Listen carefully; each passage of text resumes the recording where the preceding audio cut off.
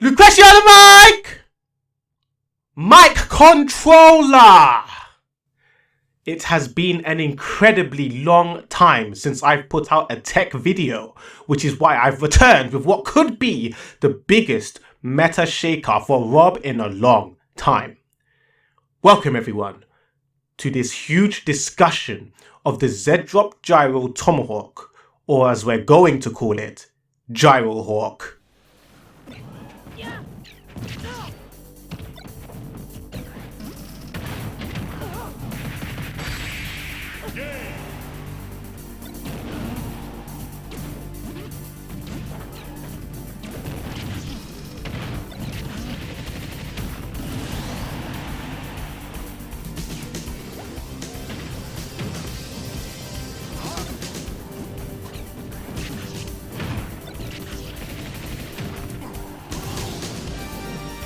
The GyroHawk is a high or low Z-drop of the gyro into a grab. This strategy by itself is not new. However, I have spent 100 hours in the lab these past 2 weeks to bring forward an expansion of this technique into the new meta. GyroHawk as a name refers to the overall Tomahawk strategy, but there are 3 main routes that are to be used: the Z-drop on shield grab, the down throw buffered Z-catch, and the up throw buffered Z-catch. The 2 latter routes incorporate the new method of hold buffering a Z-catch, which I discovered. And so, without further delay, let's get into the Z-drop on shield grab. This route's main use is to afford Rob a greater shield frame advantage over the more usual Tomahawk. Within each clip, I'll be showing some frame windows of the actions taking place to help explain the plays more clearly. To start simply, Rob's short hop lasts for 44 frames, or rather, he lands on the 44th frame counting from frame 1 of jump squat. If Rob Z-drops the gyro on frame 42 or gets the gyro to hit the shield on frame 43, the opponent is locked into 8 frames of stun before they can act. Rob suffers 2 frames of soft landing lag before he can input his frame 6 grab. Generally, opponents' fastest options out of shield is spot dodge, whereby the invincibility occurs frame 3. However, the grab will have connected before frame 3. Here, the gyro will be low Z-dropped and hits shield on frame 43. Sheik gets 1 frame to act, in which no spot dodge or roll or jump could possibly avoid this grab. Here, we don't have a jump squat reference, so we count from the time it took for Z-drop to hit shield and when grab connects. There was a 13 frame difference between when the gyro hit the shield and when grab connected. It should have been 11 frames, but I didn't buffer my grab input, meaning the opponent had 5 frames to act and could have only avoided the grab with buffered spot dodge and roll options. Jumps, attacks or grabs out of shield will still lose here. If I had not lost those 2 frames of input, only buffered spot dodge could have beaten this grab. Further still, this route is also quite decent versus parry options. This low Z-drop got parried on frame 43 of the short hop. The opponent used a frame 3 down tilt option out of parry, and, in a bizarre way, the interaction ended up in a trade, despite it seeming like the grab connected first.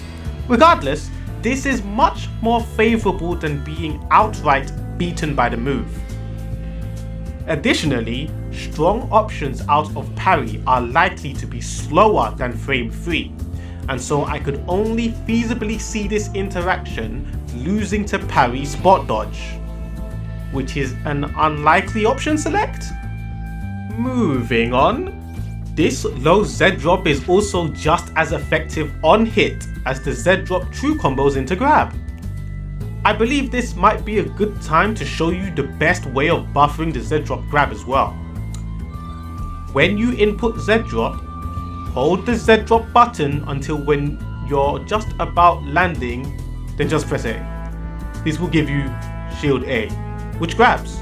This is nice because it buffers grab during the 2 frames of soft landing lag, so you pretty much always get the best timing for grab. It's additionally nice because you don't have to react to whether or not you hit shield or the opponent. The grab timing is the same. The Z drop grab remains true even at super high percents, so that's not a concern either. Oh, and before I forget, on a short hop, Rob is able to fast fall and still only suffer 2 frames of soft landing lag. It's only when Rob full hops and fast falls does he suffer the heavier 4 frames. This concludes the first route of the GyroHawk, nicely leading us into the second, that being the down throw buffered Z catch, the route which specializes as a high percent kill confirm to be used in conjunction with the usual down throw finishers. This route buffers a frame 4 gyro Z catch out of down throw, in which you then Z drop the gyro as soon as possible to launch your opponent into a finisher, usually side B. This strategy is much less committal compared to other down throw setups when trying to deal with varying mash speeds. I will explain why shortly. For now, here are the inputs for the buffered Z catch, which was quite a huge discovery for me. I will give a detailed explanation into why this discovery was important in the next section of this video. During down throw, hold shield, then hold jump and A. You'll need to be holding all 3 for the Z catch to buffer, then release everything and press a button assigned to grab to Z drop. On another note, I do suggest running around in training mode, getting used to doing low Z drops from different jump heights and fall speeds, particularly for its utility in the first route.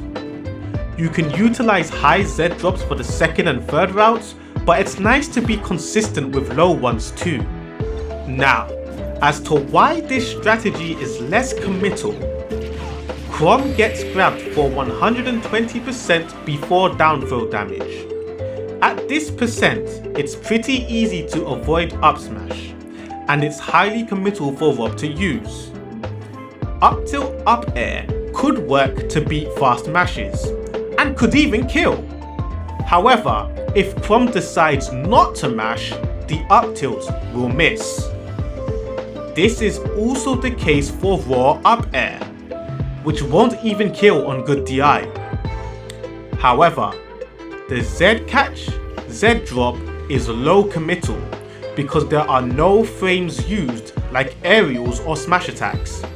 The Z drop beats both slow mash and no mash, and it's easy to react to the hit confirm before you input side B.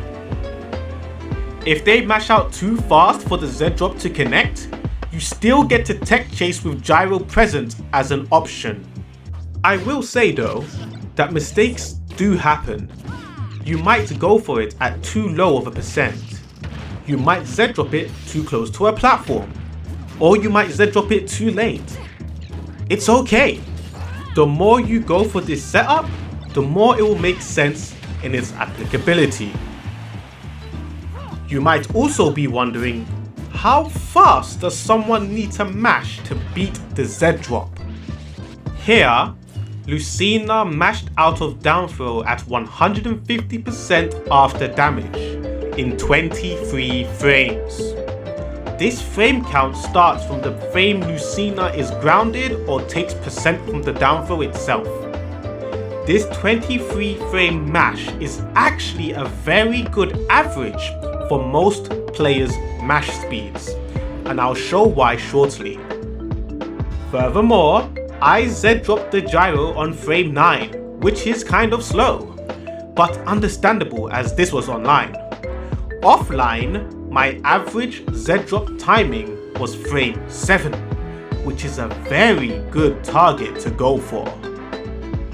This character select screen shows all of the characters who will avoid the Z drop of the gyro due to their unbury animation, avoiding the gyro's hitbox after a frame 23 mash. This means if someone mashes out frame 23 or faster, no matter what, gyro will not hit these characters. Similarly, this tier list shows the latest Rob can Z-drop the gyro on a frame 23 mash, whilst hitting the character. At all percents, opponents cannot act out of bury until frame 13. This means the characters higher up the tier list are much easier or lenient to hit the Z-drop on due to their unbury animations. But wait a moment. This is regarding frame 23. If your opponent's mash is slower than this, even the characters with X's will get hit by the gyro. So naturally, on faster than frame 23 mashes, everyone will come down a tier for each frame of faster mash. This is dependent on both you and your opponent. Use this list as a guide. Earlier, I said frame 23 mash was a good average. I believe this because I had a look at some tournament sets and counted the rough frames opponents would mash out of down throw. In this set, Nico mashed out of down throw at 156% in roughly 16 frames. For reference, a frame perfect mash out around this percent is 12 frames. This is one of the fastest mashes I've seen. The only reason Nico got hit by up air is because they double jumped and so got caught. This mash out speed beats virtually everything Rob can do out of down throw, including the Z drop. In addition to this, if Nico had chosen not to mash, the up air and up tilt choices would have failed. If Nico hadn't double jumped and avoided the up air, Rob would be in a much worse position compared to missing the Z drop, which costs no frames. In comparison for this set, Dexter mashed out of down throw at 152% in roughly 27 frames, which lost to a raw up air that killed. This mash speed would have been way too slow to avoid the Z drop. Up tilt would also work, but it may not combo into up air. If Dexter had not mashed, the raw up air would have whiffed. At this mash speed, up smash is not entirely guaranteed to hit due to the position Dexter may have been around frame 39, which is when the second up smash hitbox comes out. This is because after down throw, Rob becomes actionable on frame 25. This shows how useful the Z drop can be in positions such as this. Yet again, here, Cola mashed out of down throw at 144% in about 30 frames, losing to a raw up air that killed. All the points for Dexter applies here too. Too slow to avoid the Z drop, but this time up smash would have hit for sure, but a risk to go for because usually it's easily avoidable at this percent. The non-committal aspect of the Z drop can be really appealing for beating slow and no mash mix-ups. More! Jaeger mashed out of down throw at 162% in about 27 frames, losing to up smash. Barely. And I really mean barely. If Jaeger mashed out 2 frames faster, that up smash would have missed. Up tilt up air would not connect at this percent for sure. Good DI on raw up air may not kill. This would be a solid position for the Z drop setup, especially at ledge here. Potentially not even needing side B to kill. A forward air might do it. So yes, the down throw buffered Z catch Z drop route is not perfect by any means. It is good because it destroys the opponent's ability to choose to do no mash or slow mash mix-ups and forces your opponent to develop mash speeds faster than frame 23. Although it can be outmashed, it has the benefit of not costing any frames when chasing the opponent after they mash out. On an additional note, this route can actually act as a good conditioner in the sense that if you hit the setup a couple of times, your opponent will automatically decide to fast mash, which loses to up tilt. This way, you can get a guaranteed up tilt, which also picks up the gyro. Your opponent can only avoid up tilt with a frame 16 or faster mash, which at 150% is near frame perfect. With this, we are about to head into the third and final route. Up throw, buffered, Z-catch, and let me tell you right now that this route is where the meta changes. This is the route that catapults Rob to be a demon of a character. Before we dive into this route, I first need to explain something I brought up previously. That being why the buffered Z-catch was an important discovery for me. To do this, I'm going to briefly explain a timeline for how the buffered Z-catch is where it is today. On the 26th of May in 2017, I accidentally discovered what we now call the lagless item catch, or LICs. When I was messing around in the training mode in Smash 4, I posted to the Rob Discord about the find and explained how the inputs worked. Usually, you cannot Z-catch a projectile immediately after Z-dropping it, as you would air dodge, but the LIC allowed you to do just that. At the time, I had no clue how to apply the technique, while some other members regarded the technique as useless. It was the utility of using shield plus A or C-stick which enabled the LIC to work, whereas pressing buttons assigned to grab did not, at least in real time, as opposed to frame by frame. Fast forward 2 years in 2019, for Smash Ultimate, I accidentally input what we now consider a ZZ combo. However, this time, I immediately saw the potential. This reminded me of the Smash 4 tech from 2 years ago, which eventually enabled me to LIC during a ZZ combo, hence forming my pride and joy, ZZ LIC combos.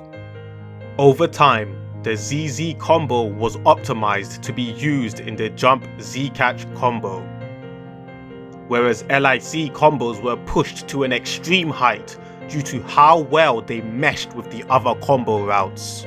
In the ZZ LIC video, I described the A button or C stick as being responsible for the LIC, but actually, it was the shield plus A or C stick. I didn't realize I was holding shield because I Z-dropped with the L trigger, and I hadn't fully released the trigger by the time I pressed A to perform perfect LICs. Shortly after this, fellow Rob Labba Radio returned to ZZ combos and released the delayed ZZ combo video, a combo extension route that utilized a late or delayed Z-drop after the Z-catch. This late Z-drop could be described to be frame 42 or later, such as what we have seen in section 1 for the Z-drop on shield grab. Then, as recently as February this year, I returned to exploring ZZ combos because there had been no significant development since Radio's delayed ZZ. It led me to posting this Fox clip. This clip was, understandably, memed on as not being true. However, the people were not aware of how substantial these ZZ inputs were to the overarching story. The Fox clip utilized the delayed ZZ method of performing a low Z drop, then utilized the LIC method of performing a Z catch, which was buffered during the short hop. This was literally the buffered Z catch in its baby form. I then combined this buffered Z catch with the knowledge that the game allows you to hold buffer inputs much further in advance, which I could abuse during Rob's lengthy downthrow and upthrow animations. All this is what led to the video you're watching today.